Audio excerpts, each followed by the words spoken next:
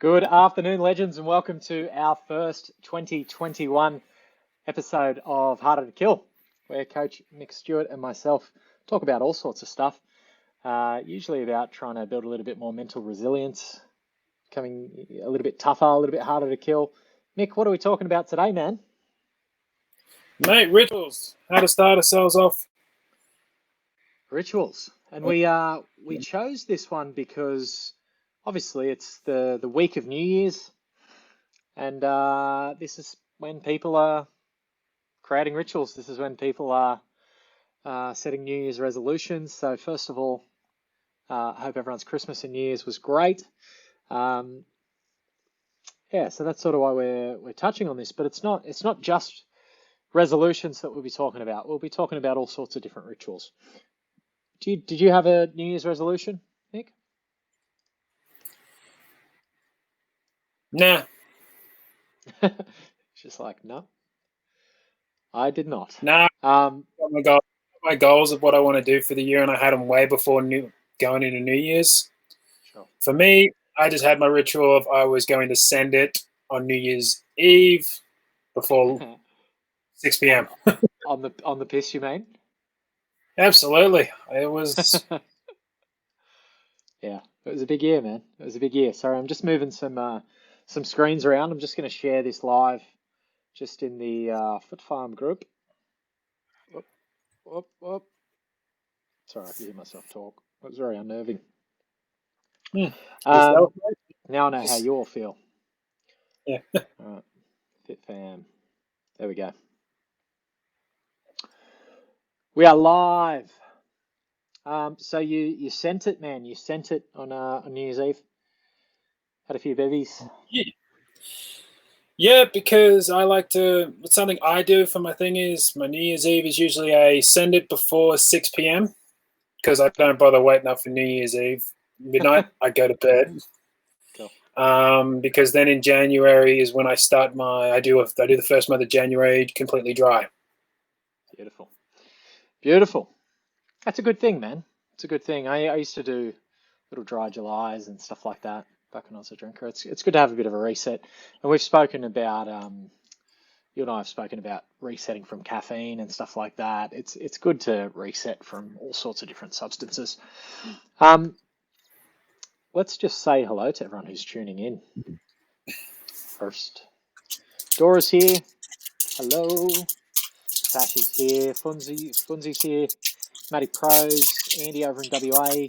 Dom's here. Edith's here. Dora's burning my bra. Annual ritual. Yep. Cool. I love it. Cheryl's here. Daniel's here. Sharon's here. And Dora's saying Happy New Year to you both. Guys, I would love it if you would tell me about what your rituals have been. I guess what your New Year's resolutions were.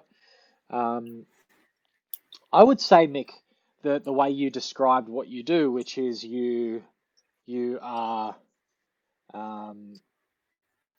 you stop drinking at 6 and then you have that dry January. I would say that's more a ritual than a resolution, for sure. Yeah.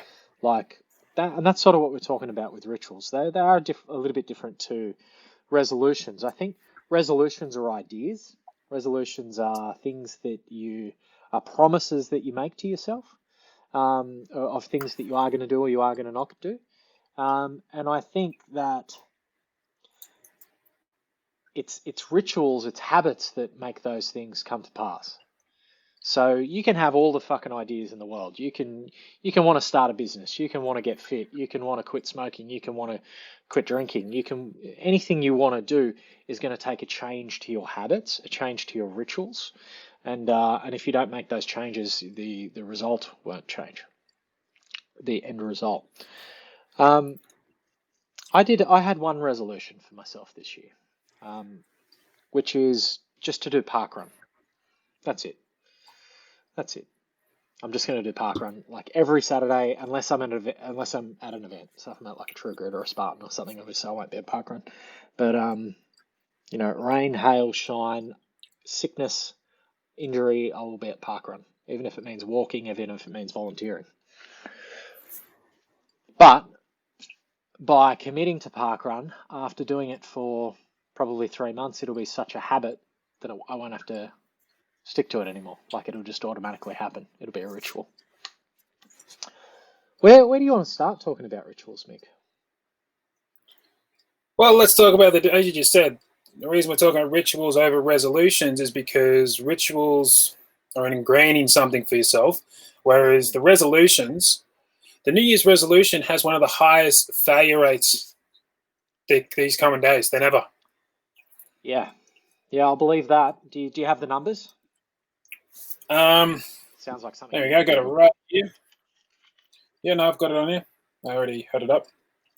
So basically, ever since starting from the baby boomers and stuff, they had about an 80% success rate for New Year's resolutions actually being successful. And coming down to the millennials and Gen Z and all that sort of stuff, we're down to about a 45 and decreasing fast. 45% is the success rate of people's New Year's resolutions. I would have thought that would be pretty fucking high. I think about all like the New Year's resolutions that I've set for myself over the years. I didn't do a lot of them. And I think I'm just getting a little bit smarter. Like, I think, the only real like resolution that I set for myself was this park run. And it's pretty achievable. It's pretty easy. It sort of feeds into a lot of my other goals. Yeah, that's interesting. 45%. So, why do you think that is? Why do you think the millennials have a much less success rate than the baby boomers? I would say baby boomers are just a more resilient people in general. That's what I say. It's grit. One, but it's also the fact that less choice.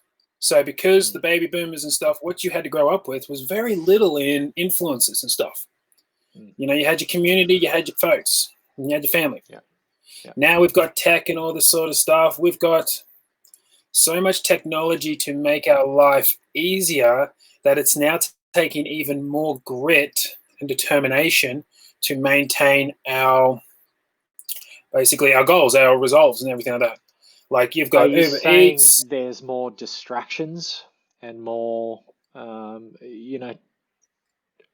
explain, elaborate, sort of what you're saying. Not just the extractions. I mean, the way we can do now. Like, so back with, baby boomers and all that, you wanted something to eat, you had to actually walk, physically move and go get the bastard if you didn't grow, even if you grew it yourself. Now we've got Uber Eats. You can jump on your phone and get someone to deliver you food to your front door. You can get your beer delivered to your front door. You can get your shopping delivered directly to your front door. So it limits the need of actually having to move away and go and get something. And now with like people working more from home due to lockdowns and everything, people have actually become quite comfortable isolated. Yes, a lot of us got out and run and that, but not everyone. Some people literally stayed home, stayed within their four walls, and had more to drinks and stuff like that. So the idea of was back in the baby boomers days, you couldn't do that. You would literally starve if you weren't actually moving forward and actually going outside. You actually had to work for nearly everything. Now you've got apps for everything. I don't think there's an app for anything you don't have. You can get people to do your lawns without having to go outside. Yep. So it's not just the distraction. I mean, yes, we do have distraction, Netflix and all that. Hell, I will admit, I do the occasional Netflix, love a good binge every now and then. But it's now because you've got everything so easily on demand and everything is just now the button away, it is really harder just to get yourself up and say, I want to go outside for a run. I want to go move. I'll go walk down the street to get my cup of coffee instead of, if you could order a cup of coffee. I know people that have someone who brings them their cup of coffees in the morning. Yeah. We've become a little bit too comfortable. We've become a little bit too soft. A little bit entitled too, I think. Things, and there's good and bad in that. There's good and bad in convenience. I think if you, convenience isn't always a bad thing. I think, I pay someone to mow my lawns, but it gives me some time. It gives me more time to do the things in my business that I'm better at. And I pay somebody who mows the lawns and they're better at it and they're set up with everything to do that. I think convenience isn't necessarily a bad thing as long as it doesn't come to too much comfort and you sort of lose your own, I guess you become less competent in yourself. You're not as self-reliant. So it can definitely be a bad thing. Um, yeah, that's interesting with the statistics. I wonder if we should do another episode talking just about this, about like generational changes, because that'd be something I definitely want to do a bit of research and know exactly what I'm talking about. Yeah. Matty Probes, I like to have a keyword as a resolution. So 2020 was balance. How did that go? And 2021 is energy. Might sound a bit silly, but it keeps me focused on my goals based on the keyword. Cool, man. So how does that shift? Like, how do you apply that? You know, how do you apply energy to the things that you do in 2021? Like, I'm interested because it's unique. Andrew Nan, it's too easy with drive-through coffee chains. 100% Yeah. See, and here's the thing. I think there's a difference between convenience and laziness. So like, why do people drive on toll roads? Because it's usually faster and you pay for that convenience.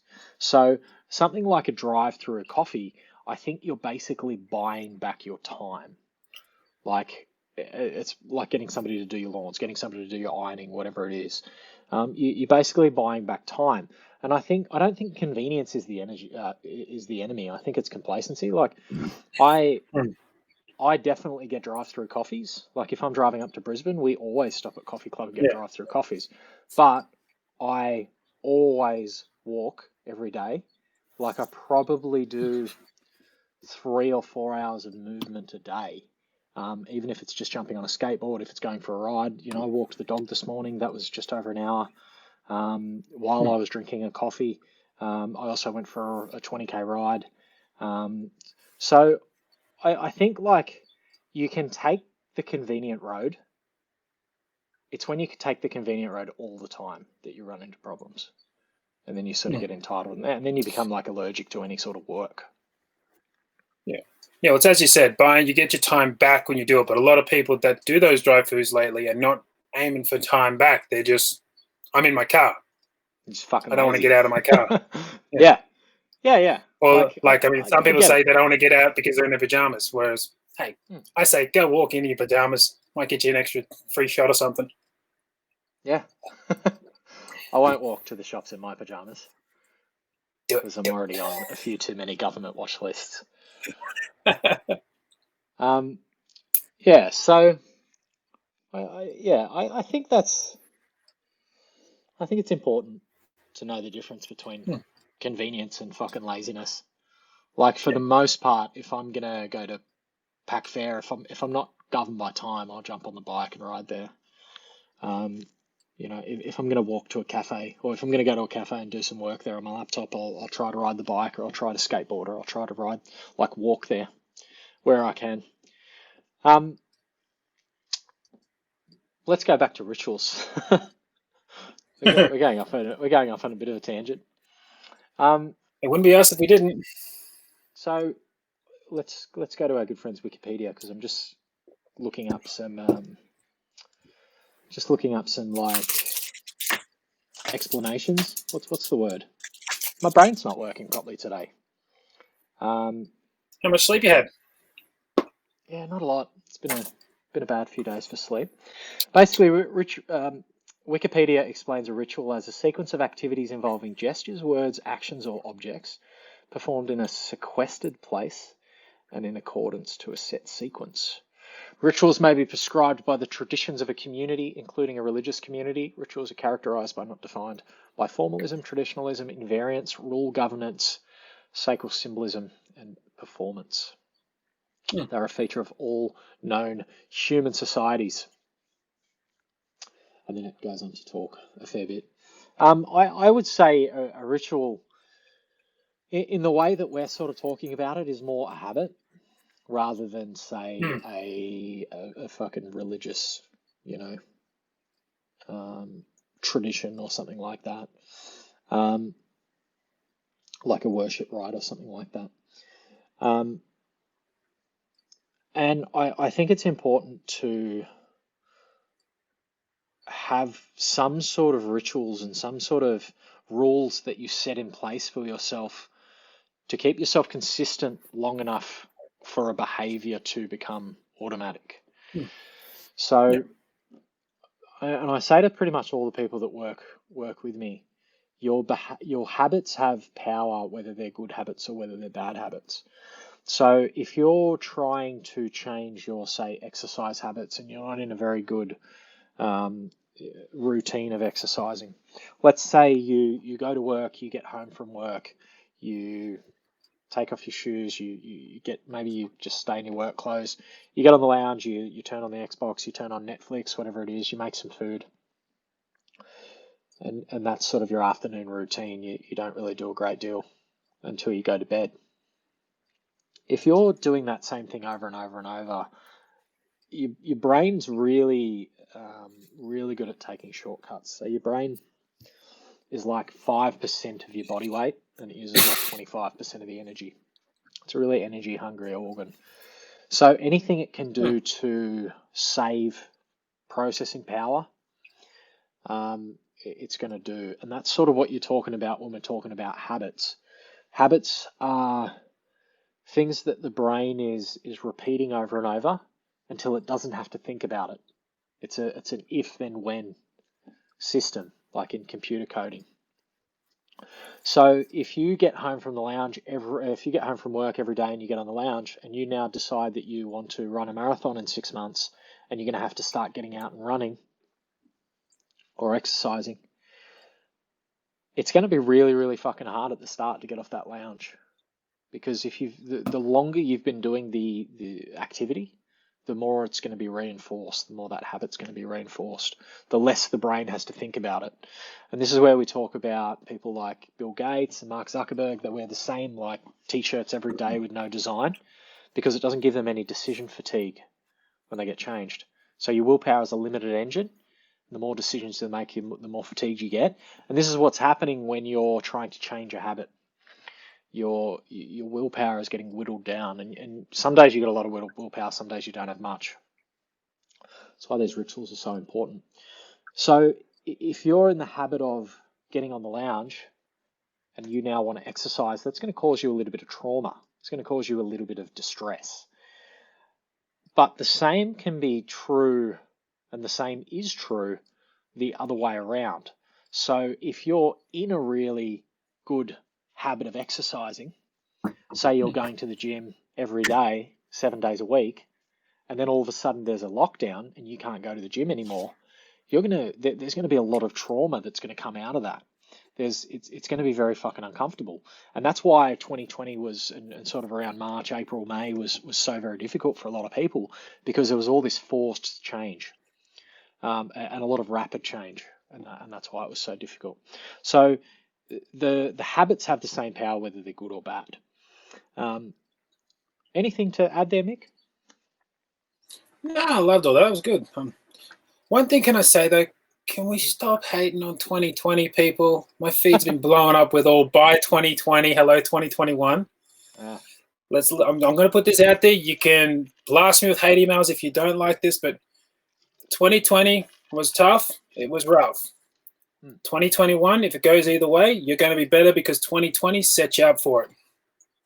100%. Did you have a okay? Like, strictly speaking, Nick, it was a difficult year. There was a lot of things that happened that were in nobody's control, and yes. you know there were a lot of aspects of it that sucked. But did you have a bad year?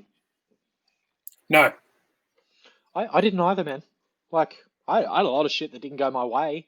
You know, I had a lot of like fucking 15 countries we were supposed to be in that we couldn't get to, but for the most part, we had a pretty good year. I had a pretty good year. Dom had a pretty good year. And I was thinking about this the other day when I was seeing all of this 2020 shit and people saying fuck this.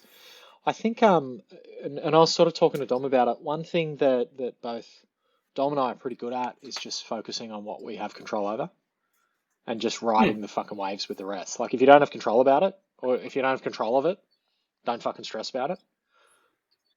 And I think you're very much like that as well. Yeah. And I would say that's probably why we didn't have such a bad year. Dom's just asked how long frequently, or how long or frequency do you need to do something before it's considered a ritual? or a habit. So a guy called James Clear wrote a really good book on habits, which I read a while ago. I actually did the audio book, and then oh, I just destroyed that bookshelf. That one there, Atomic Habits.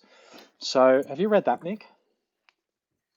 Yes, actually, I just got that down. You sent me that a while back to Audible. Did I? Cool. Yeah. It's very good. Yeah, so he's written this whole book just all about habits, and I thoroughly recommend it to fucking anyone, not even just people who are in exercise or anyone in business, just anyone really. It's just good information of how to hack your brain into doing things. You see a lot of coaches talk about habits and routines, and you see it takes 60 days to create a habit. It takes 42 days, which I think is 6 weeks. I've seen as little as 14 days. And that's when you start to hear people explain this stuff, it takes 60 days to create a habit. It's sort of the argument doesn't really hold water. It doesn't really make sense because it's like, what the fuck are you talking about? Like, what if you're doing something, 10 times a day, or if you're doing something once a month? How long does it take to create those different habits? Like, and it doesn't make sense.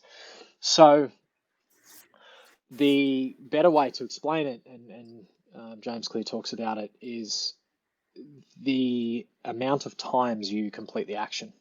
So it's going to come down to frequency. The more frequently you are performing the action, the faster the habit will take place, or the faster the habit will develop and get stuck in your coding. So if you are doing something 10 times a day, you could have a habit of that, pretty well set, and it be pretty automatic within a week. But if you're doing something that you do once a month, it might be a habit that might take you a year to develop. So did you say you'd read the book yet, Nick, or you just got it? No, it's on my. So it's third book in line for me to read on my audiobook. Cool. Yeah, I've got a few stacked up as well. Yeah, so frequency is important with any sort of habit, with any sort of ritual. Sean's here live as well. How are you, man? Good, Sean. So I guess we're talking about a couple of things today. We're talking about resolutions, which is the idea, the promise of something that you're going to do. Yeah. Yep. The ritual is I call the ritual the set of rules that you put in place for yourself to achieve that and make sure that you actually do that. So the ritual for me is going to parkrun. The habit will turn into running. So if I go to parkrun enough, I know that I will start running at other areas. Like the running will sort of expand. The habit will grow from that ritual, and that's I guess is what that we're trying to get across today. There's all sorts of different rituals too. So there's rituals like we're talking about, like doing parkrun. That's a ritual. Yeah. But you could just have like a morning ritual.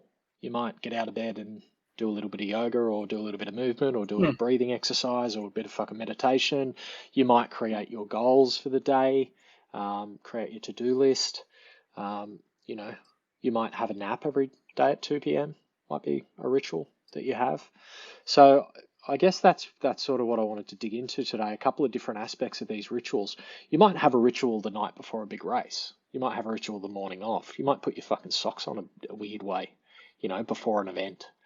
Like, there's all sorts of different rituals, and they tie into psychology. They tie into, around an event, like me eating the same food before an event. It just gives me an air of familiarity.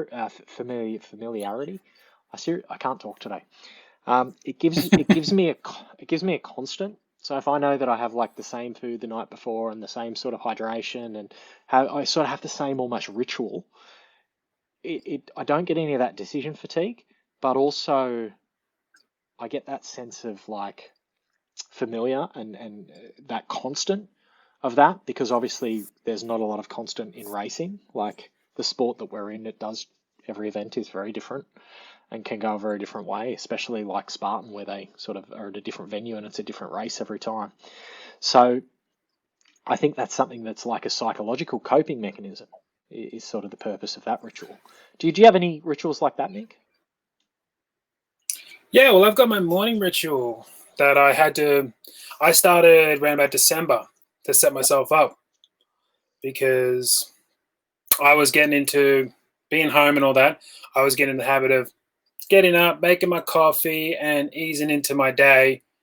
And that wasn't working for me productive wise. I was still being productive, but not what I really could be. Mm-hmm.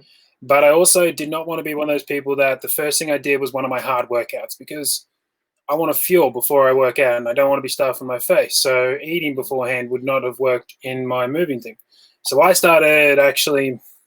started getting up, running 5Ks every morning, and then doing a 10-minute little bodyweight kettlebells, mace workout, whatever I wanted to do at the time, to get the body starting as just my morning coffee for me, as my morning response. It wasn't a part of my training. Mm-hmm. And by starting that, I've been able to keep that up. And that's how I started, but it's, as you talk about with these rituals and stuff like that, and the psychological thing, it all comes from the three things. It's the cue, the stimulus, and the effect, or the response and the effect. And for me, it was my morning. I wanted to start my morning off strong, but not jack me up for my training. I just wanted something that got my body moving. So the cue was, I got out of bed. Mm-hmm. The stimulus is running. Makes me feel amazing. I love running. Like, I really, really love running. Mm-hmm. I'll happily do that 3 or 4 times a day over any weight session. Yeah. And then the effect was how good I feel afterwards. And that's what people, when they look into these, they need to think of what it is. What's going to cue them to set it up? And we'll go more on this a little bit later, as you said. What's the effect they get from it, and how they feel afterwards. And that's how you can make something that might be only once a month thing to a daily thing, be the best way for you to continue it. As you said, you got your park run. The good thing, the cue is park run Saturday. So, Saturday, I'm up, I'm doing park run. You'll be there. It doesn't have to be the running. As you said, you could be sick and be just part of the environment. So there's your stimulus, and the response afterward is you did your part. You were at park run. You either gave back or you ran. Either way, you're feeling better about it, and so forth. Yep. And we've got a couple of comments that I've seen. I just want to acknowledge. So Sean turned his life around for the better in 2020. Best year for me. Best year ever, as I'm now here listening to you guys. Thanks, buddy. And great Thanks, work. man. I personally know your journey this year, and it's been amazing. Jimmy Bullard's here. Hello, Jim. Andrew says the best way to finish my day is a gratitude journal. Good things to be thankful for the day. Yep, a lot of people would resonate with that. And Sean saying, I have my work clothes out hanging on the door ready for tomorrow. My gym gear is packed, ready for CrossFit at 5 a.m. tomorrow morning. I do this every morning for the next day. Yeah, that's a good thing, and that's a little bit of a thing that I call getting your environment to work for you. So often if I've got clients and they're just really struggling to work out, we say, can you put your clothes next to the bed? Can you put your workout clothes next to the bed? So as soon as you get up, you just get in those fucking clothes. Or can you, if you go to the gym after work, get changed into your gym clothes at work before you leave, and you've sort of already primed that behavior to happen. So if you are if you're somebody who struggles to get yourself to run, if you can get to yourself to the point where you can lace your shoes up, once your shoes are on, you're fucking going, right? And once you're going, you're probably going to do the whole thing. Sometimes I do a 5 or 6K loop from my house, and sometimes a K or two in, I'm like, oh, fuck, I'm not feeling this today, but I'm committed. I'm going to keep going. So often you don't need to commit to that run. And you don't need to use that mental energy to commit to that run. You just need to commit to putting your fucking shoes on. The rest will happen.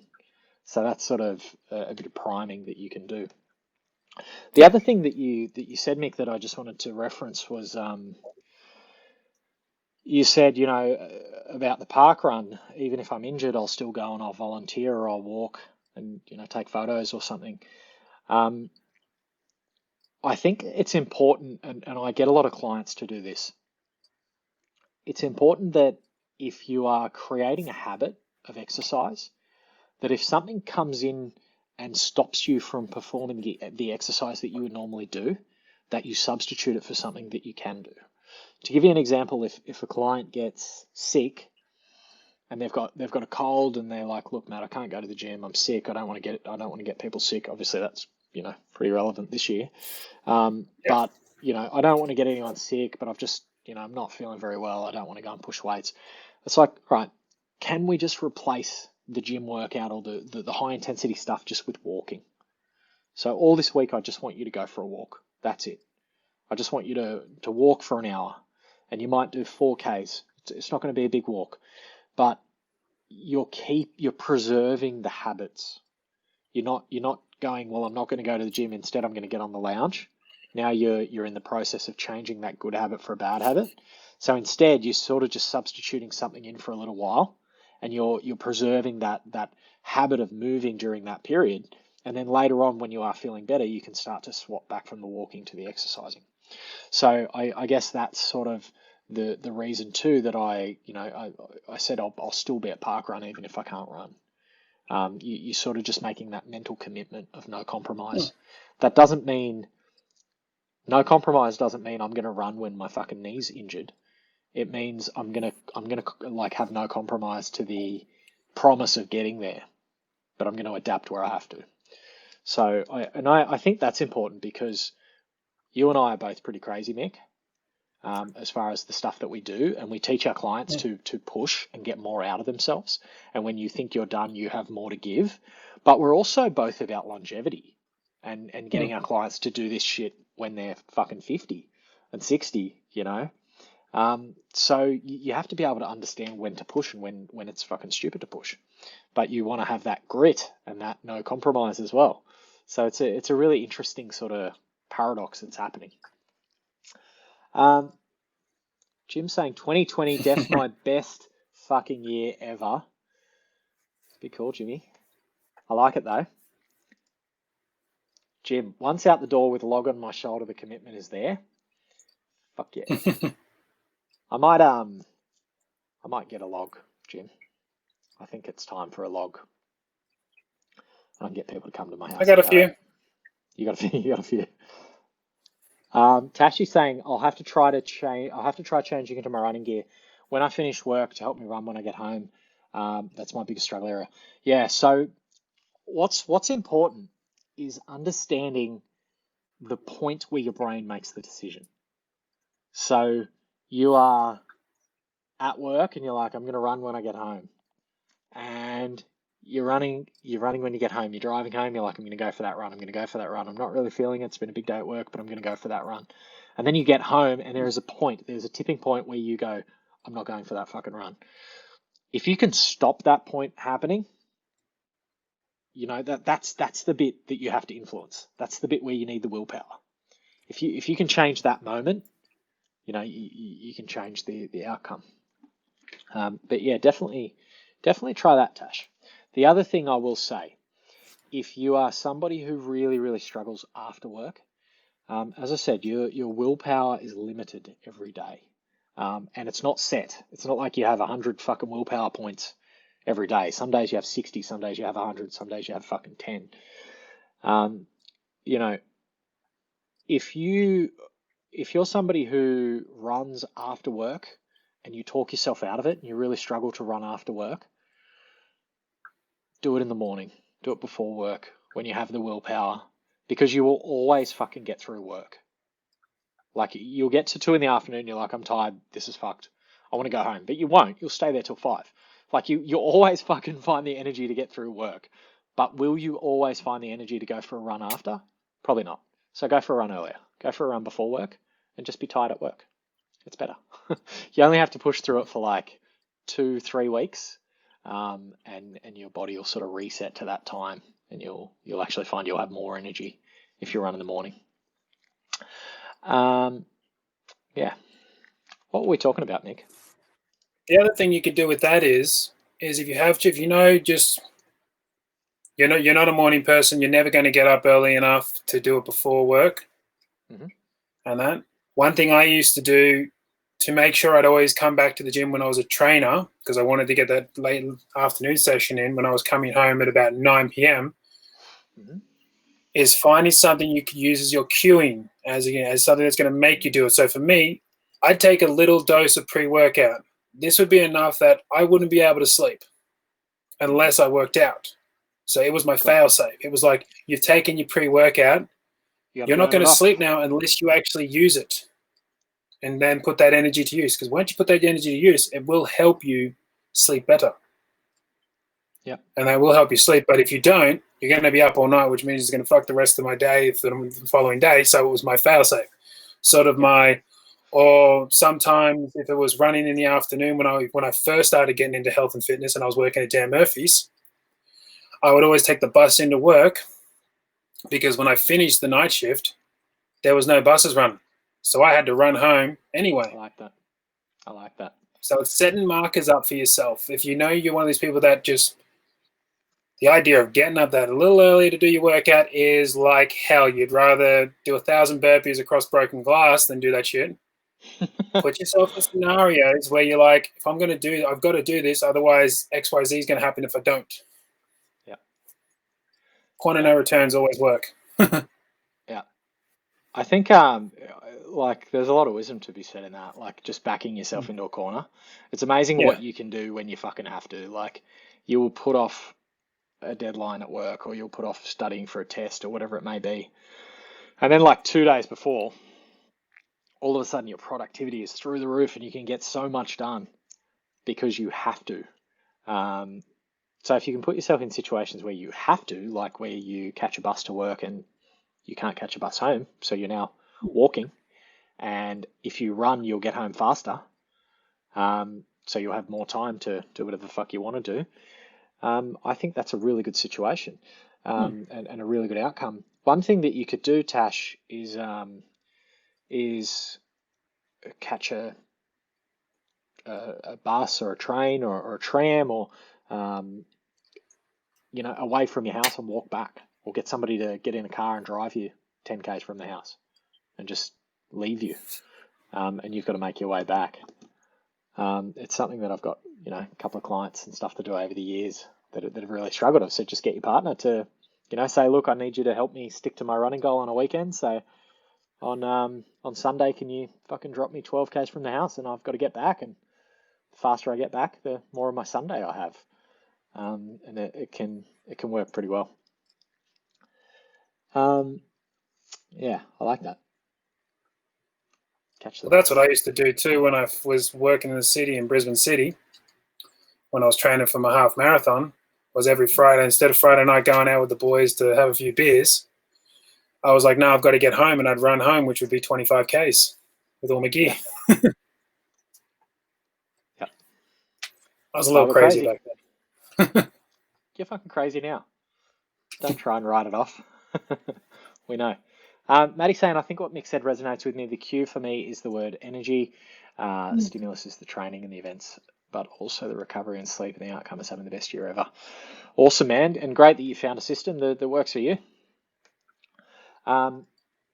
Chris has committed to kicking me out of bed on a Sunday morning for parkrun.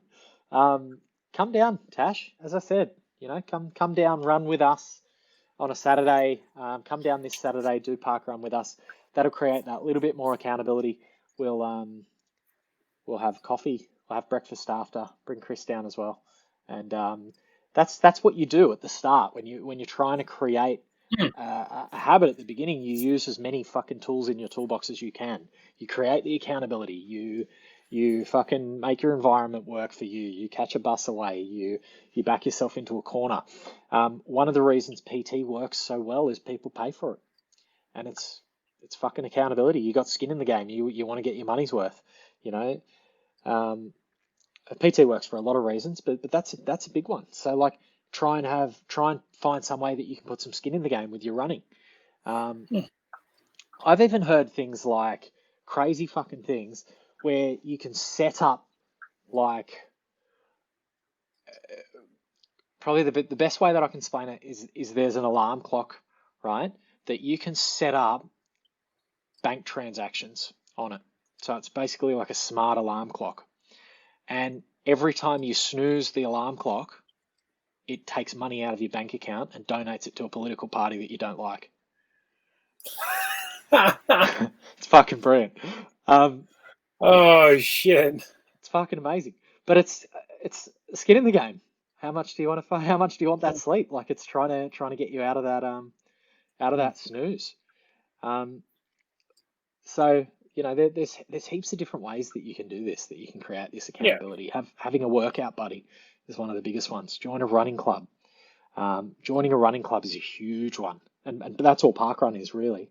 But if you're going to join a running club, make it social. Go there and meet people, introduce yourself to people, get involved in that community as much as you can, and that's how you're going to squeeze the most accountability out of it. This is why OCR is so fucking powerful, because of the community. yeah. This is why CrossFit is so powerful, and this is why like F45 does as well as it does, because they make a really good job of creating the community. But yeah, come down on Saturday, Tashi. We'll have some breakfast. Jimmy's saying the days I need to cycle home, but I want to get a run in as well, I'll pull the bike apart, strap it to my back, run to work with the bike on my back. Then in the afternoon, I can put the bike back together and cycle home if I need to be back early. You're just as crazy as we are, Bull. I'm a big fan. You'd like what I did the other day, then, Bull. What'd you do, Mick? I jumped on the mountain bike for about 12 k's in, and then took the chain off, so I had to carry it back and ran back with it. Mad. Was bored. I'm gonna start doing a lot more swim, ride, run stuff for this. Well, we've got to. Stupid fucking Ironman that we've decided to do. Yeah, so I might do a little bit of that. Might do some swim. Maybe ride, swim, run. I think that'll be the go. Carry the bike back. Sounds good. Yeah, I like that. So what's the thing about taking your chain off? Do you need like tools to put it back on, or is that No, basically it's just a big pain in the ass to go on a mountain bike. So when you take it off and then you ride it through a few times, it jams up pretty hard. Okay. But it was more of me like I like to put myself in situations where at any time I can flick it back and change my mind. And I want that there flirting with my mind. It's one of my mental things I do. Like, you've committed to this. So now you can always go back. It's right there. And it's like the carrot's right in front of me. I can just grab it. And I've got to, instead of actually being forced now, since I've done enough of forcing myself into those situations, it's now like, you can always change your mind. You've got to actually show you the mental resolve of not actually taking that way. Yeah. This is flexing your willpower muscle. If you don't flex it, it won't get stronger. So I like the idea of that, Mick. I like the idea of having that temptation there. Because then it's so much sweeter when you achieve it. Like if you have to do something and you've got no fucking option, you'll get it done.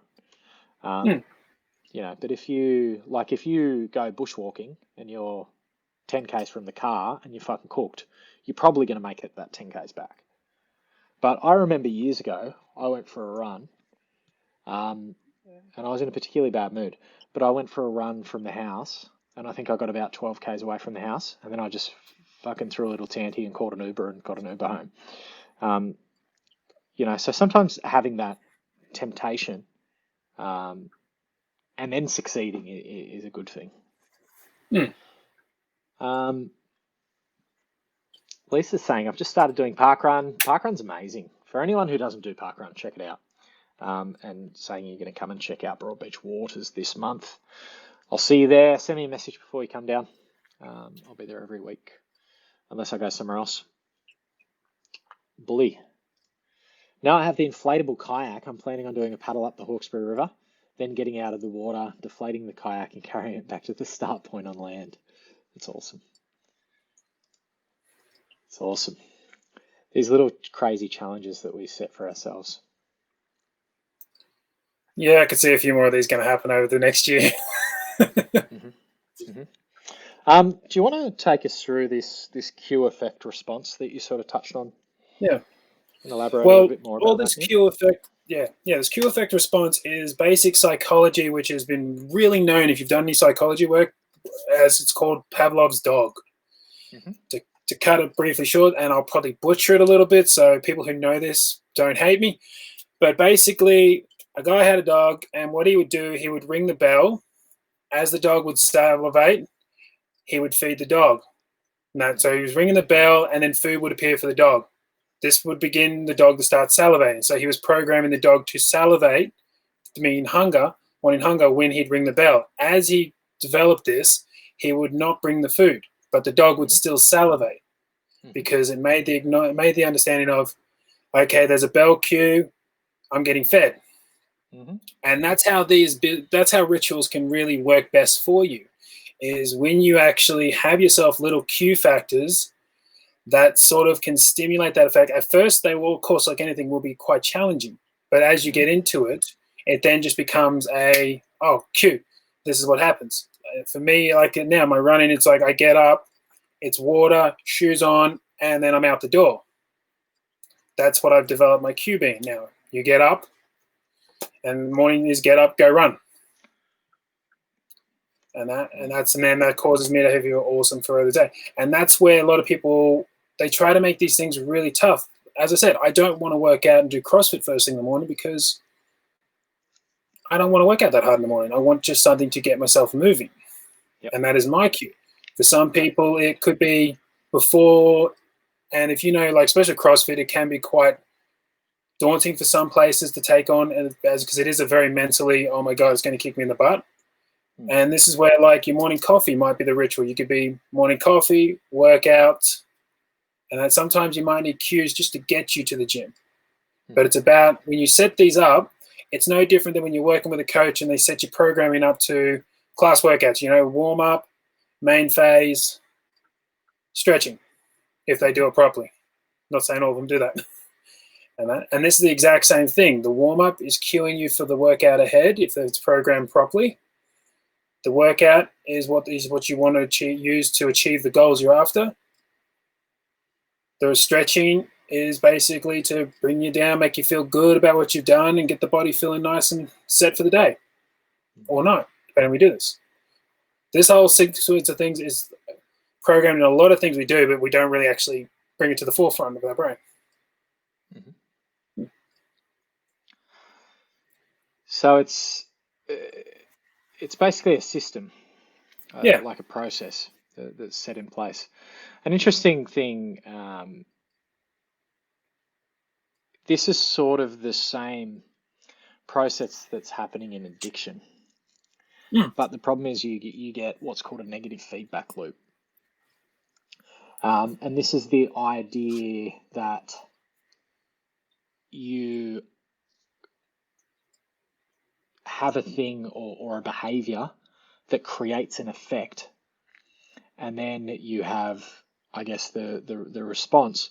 Where it becomes a problem is if, say, you get on the piss and then you have a really good time, but then you're really hungover, and then you have another beer to fix your hangover, and you complete this circle. And this is how addictions can happen really, really quickly through a negative feedback loop. If you are getting on anything and then you are doing more of that substance to make you feel better from doing too much of that substance, you can set up addictions in like a really short amount of time. But that's sort of just an extreme example of this system. Pavlov's dog. We said let's go this morning with Axel, and he lost his fucking mind. He's just so conditioned to that phrase. Yeah. But it's funny, like, because yesterday we did parkrun, so Dom and I got up and we got into our like walking workout, gear, which is what we would do 7 days a week usually, but we take Axel for a walk, and he usually works out pretty soon after fucking walk time, and he gets real excited and like jumps on Dom, and he just loses his fucking mind. He becomes a puppy. But it was interesting that when we were getting ready for parkrun yesterday, he didn't give a fuck at all. So there must have just been a couple of subtle differences in the behaviour. And then when we got back from parkrun, Dom then said, "I think I'll take Axel for a walk," and it must have just been saying that, like now all of a sudden he lost his mind. Yeah. It was just interesting. You were talking about that Pavlov's dog thing. I was thinking about that today. That conditioning that can happen. Yeah. Andrew's saying, "I've been flirting with the idea of parkrun in Bustleton. Go and get it done, my friend. You won't regret it." Bustleton. There's a bitchin' Ironman at Bustleton too, if you ever want to do that one as well. Is there? After the yeah. Yeah, why not? Fuck it. There's Which one are we doing? Ironmans and Is it Port Cairns. Macquarie? Cairns. No, Cairns. Port Macquarie sold out. Oh, okay. Well, at least the water will be warmer, I imagine. Yeah. Just watch out for crocs. That's fine. Cool. Well, I didn't even know which Ironman I was doing, so that's a bit fucking scary. Andrew's saying it's huge in Bustleton. Yeah. The one I used to go to, are we talking about Ironman or parkrun?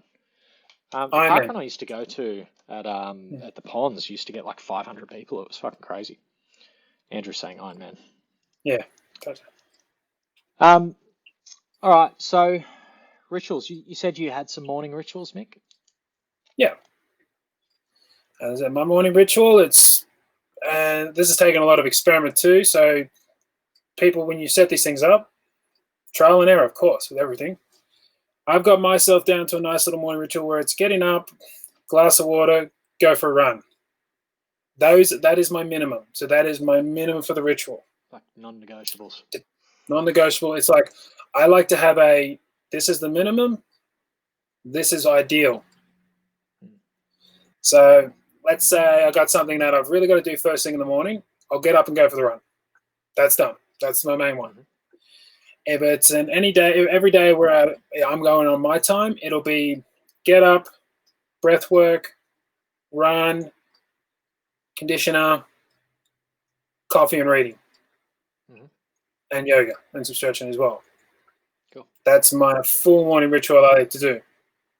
But again, I've got this is the minimum. And the reason I wanted to get back into running, because I really love running, it makes me feel awesome, especially being a big bastard my size. And that,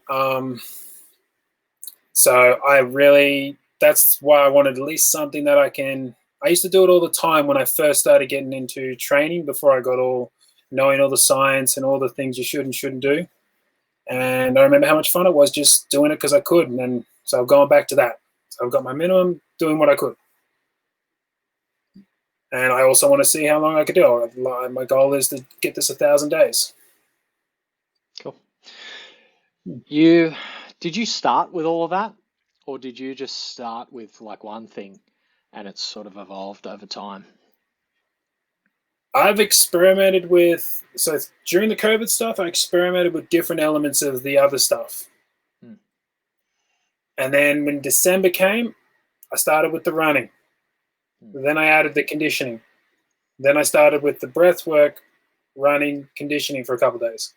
And then I slowly built it up till it just sort of flowed into a nice hour of just hour and a half, depending on how long I stretch and breathe for, of getting myself set and then seeing how the rest of my day went for me. Yeah. So December for me was like a nice big research month of time, putting all this stuff together. Yeah. That's cool. And I think we're all our own, research studies of one, and everyone Absolutely needs to find their perfect and find what's right for them. But you've sort of, I guess, touched on something that I think is important, which is the idea of habit stacking. And this is a really handy way to implement new things into your routine, using the habits that are already in place. So you probably brush your teeth at a set time every day. So you have this habit in place of when you do a certain thing. So if you can attach another habit to it at the same time, then potentially you can sort of stack these good things on top of each other. So you might brush your teeth, and then you decide that you're going to do a skincare routine at the same time. That would be pretty familiar, pretty vanilla. Most people would understand that. I do this in a couple of different ways. So if I go over to the cafe to get my coffee, so I tend to go over there with Dom in the morning when we walk the dog, and I sort of just chat and don't do much then. But when I go over, if I go over later in the day, I do some stretching. So I do like a malasana yoga squat sort of against the wall, and sometimes like some rotation and stuff. Sometimes I do some calf stretching. Like I'm going over there to get that coffee. It's a habit of going to get that coffee. So I'm then sort of leveraging my time and stacking in a new habit of doing a bit of stretching and mobility work, even if it's only 5 minutes, but it's 5 minutes a day. So it's 30 minutes a week. 30 minutes because I probably only do it 6 days a week. So that's this sort of idea of habit stacking. And this is one thing that I think is super important that people take on board with any sort of ritual, with any sort of habit, is start sustainable. So if you go into New Year's with like a New Year's resolution, I'm not a fucking fan of New Year's resolutions, but I do a really big like goal planning document every year, which has business goals, it has fucking financial goals, it has all sorts of different things that I'm going to achieve, personal goals. Like I think it's important that you have some sort of fucking plan. I don't think it's super important that it's done on New Year's Eve. But you need to plan. You need to have goals. It's very fucking important. But you need to start sustainable. So if you are currently, very inactive, eating terrible food, your sleep is shit house, you're a very unhealthy person. If you're in that situation and you're like, fuck, I want to turn this around, I want to get myself back on track, and you give yourself the New Year's resolution of, I'm going to get out of bed at 6 a.m. every day, I'm going to go for a run every day, I'm going to meal prep all my food, I'm going to fucking meditate, I'm going to, do whatever else I want to do, I'm going to read a book a week. You're setting yourself up for failure. You just can't change that much that fast. Like the only time you'll ever see people who can make those big changes and stick to them are the people who have been told by their doctor they're going to fucking die. They're like the most motivated people you've ever trained in your fucking life. Have you ever had anyone like that, Nick, who's come to you and they're like, my doctor said if I don't fucking change, I'm dead in a year? They train like motherfuckers, man. And another one is brides getting into a bride's dress. Fuck, they train. Sometimes bridesmaids train even harder. I've had a couple of them over the years. But you'll often find that when that stimulus is removed after the wedding, they go back into old habits. So I think if you're going to make any sort of change, unless you have this huge fucking motivator, this huge trigger that's driving you, it's very hard for most people to change a lot of things at once. So I think you really have to just start sustainable. You have to start with what you have control over. You have to change that small behavior, and you have to repeat that change in behavior until it becomes a habit, until it doesn't take mental fucking energy every day. So one thing that I say to people and say to new clients, if they come to me and they're like, look, I need to get my exercise on track. I also need to get my nutrition on track. I'm like, all right, first thing we're going to do for the first few weeks is just your exercise. We're going to start to become conscious of what's happening with your nutrition, but we're not going to fucking change anything. If anything, you might even lose a little bit of ground there. So if you're currently not exercising and you're eating shit, if we start to get you to exercise, you might eat slightly worse because you've now used up all your willpower on the exercise. You don't have any left to make good food decisions. So I'm like, don't worry about that. Don't fucking stress about that. Lose a little bit of ground there. That's fine. Just get the exercise consistent, because after a few weeks, when the exercise becomes consistent, the momentum starts to kick in, and all of a sudden that exercise doesn't take as much willpower. You now have more willpower for other areas. And then we're going to fix your breakfast. Once you've got your breakfast fixed, now we're going to fix your lunch. So we do it in small, sustainable steps. And Mick, you said you didn't create that whole morning routine straight away. Like you just fucking added and experimented and changed it over time, and now it's a fucking world-class morning routine.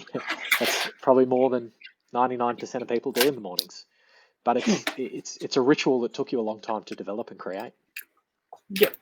Yeah. The other thing about your rituals is you've got to know your body too, because sometimes what you do might not be what is set out there. So for me, my 5K in the morning every day at my size statistically is not supposed to be done. I'm supposed to have bad knees and ankles and all issues with myself. Mm-hmm. You do it barefoot sometimes too. Sometimes with like packs. I did 100 days during COVID. It was fun, and I never felt more free. For me, it's because I know my body. I know 5K I don't have to warm up to because I'm not going out to bash it. I run at an aerobic pace, which for me is about anywhere from 140 to 150 beats per minute. It's a fun run. On my heart rate, I just go out and kick the legs over. It's the warm up for me. When you're doing yours, you need to know really be truthful to yourself, know what's going to work, what's not. And if you're not too sure, this is where you need to reach out, talk to coaches and start work with people so you can understand where your limitations are. Yeah. I've had a lot of practice on it, and this is a habit I had to kick myself out of because as I learned more into the science of all this stuff, I did get that second mind. I don't know if you have this problem, Matt, where you're like, all these things like, programming and everything, and it's like, really, you shouldn't be doing this much running because I'll do my morning run, which is 5K, then I'll do my sprint work later that day, and I've clocked about 14, 15K of volume in running, which if I added all my runnings in, instead of my 4 days that I'm doing a week of running training, I've got a shitload more running under my belt, but I don't include them as part of my training. But if anyone else was to look at that as a sports scientist sort of background and everything like that, people would be like, no, that's too much running. But yeah, my body feels amazing when I do it that way. And that's why I know about my rituals. These things I've experimented with, and I feel better because my body is it. So you've got to literally play it, but be your own scientist again. Be your own sports psychologist. Be your own therapist. Yeah, it's definitely true. Yeah, I get a lot of people tell me you shouldn't do what you do, and I'm like, oh, do what I want. But then I get a lot of people tell me you should do things this way, and I'm like, well, if I did it that way, I'd get injured too. Like you always have to take anything that you learn and apply it to yourself in your personal situation. Sean's saying every morning I wake up, light my incense, get my 2-litre bottle of water, read positive affirmations. I've laminated and blue tacked on the garage wall. This is my meditation session, all thanks to Brett Nugent. And Sean saying, plus Brett got me to read 5 pages of a book before bed. All good habits. And that's it. I'm a coach. I actually had Brett as a coach when I moved up to the Gold Coast, which is how I met you, Sean. Because when I moved interstate and I sort of just had a bit of shit going on, it was sort of start of July, so COVID was in full swing. And my habits were not in an excellent spot. I'd sort of had to step away from the exercise a bit and focus on the business a little bit more. So I got a coach to give me that accountability to get me on track and get me back to where I wanted to be, and he did exactly that. And now my exercise is the habit that I'm in with exercise is very good. But yeah, start small. Start with what you can achieve. Build your confidence up, then bite off a little bit more. Always be biting off a little bit more, but don't just settle for less. But start with what you can achieve. Don't create a house of cards that if you pull one out of the bottom, the whole fucking thing falls over. Anything else, Mick? We've spoken for over an hour today. I think we've covered a lot on the rituals. I think we've done pretty good on it. Cool. I was looking to see what people do. Yeah, there were a couple of things that I wanted to get into. I wanted to get into like pre-workout rituals and pre-event rituals, stuff like that. But we just kept chatting and sort of ran out of time. But we'll wind it up there. We do try to keep these to about an hour. Thanks for tuning in today, guys. Haven't got a topic for next week just yet, but we will. So we'll let you know what's going on, and hope everyone enjoyed their new year. Have a good one, guys.